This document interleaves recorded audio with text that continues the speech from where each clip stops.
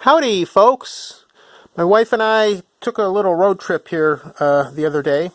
We went to Farmville, Virginia, which is a small college town, and they have a bike trail called the High Bridge Trail.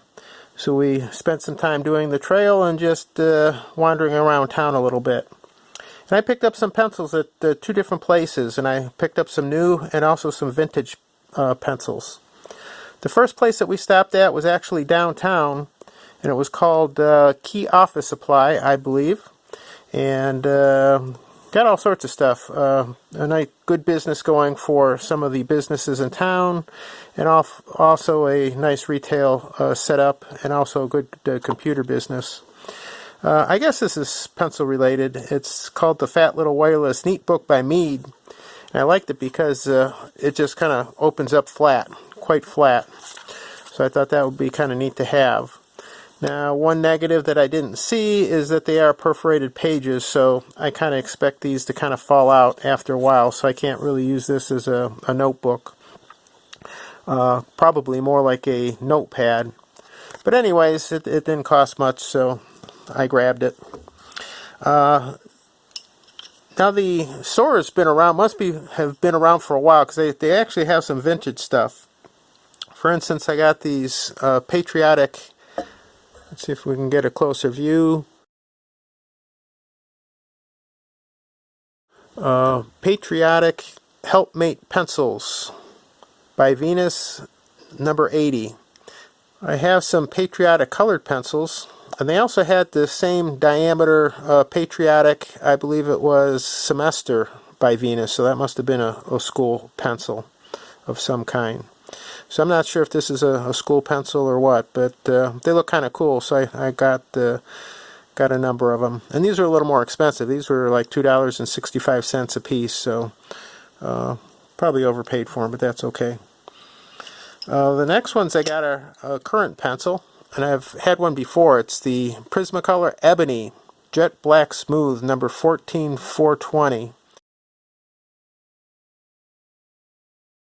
And it doesn't have a hardness on there, and they say made in Mexico. So I got a couple. I have a pencil friend that I give pencils to, and one for myself, because I did have one, and I believe I used it up. So it's a nice kind of general purpose. It's really good for sketching.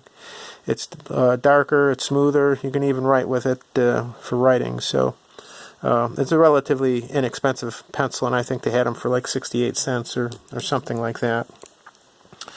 I got myself a pair of these made by the General Pencil Company in the USA, and they're the Kimberly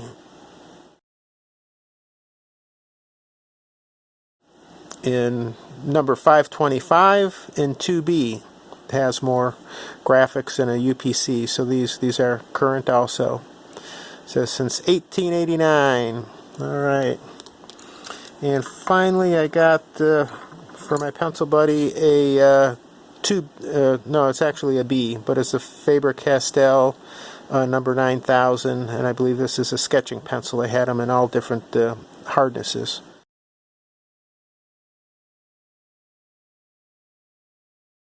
So it's printed on three sides actually. It has the UPC code, the kind of the main front of the pencil with the labeling and the hardness, and more information on the company and the website and stuff. But the hardness is actually on three sides. Actually, that's white, and the other two sides are silver. Okay, so that's all we got there, at least pencil-wise. And then we stopped at a thrift store on the way out of town called Two Sisters Thrift Store, I believe it is. And they had this pack of Daler-Rowney sketching pencils. Simply is the name of the pencil, and it's sketching, and it's just a little set, and they're all the hardnesses that I like. So I'll use this. I'll throw this in with a sketching notebook.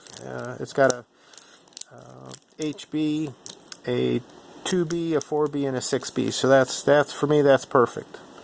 Anyway, made in Taiwan, which is fine. And also at the Two Sisters Thrift Store, they had these packages of pencils, and they were in separate bags, and they were $1 a piece. And these are actually a sleeve with a dozen pencils. This was actually short, but I bought it anyways. It has 9 pencils. But the sleeve says Trend Pencils, and it's the Mallard Pencil Company, Georgetown, Kentucky. And on this side it says contents 1 dozen, made in the USA.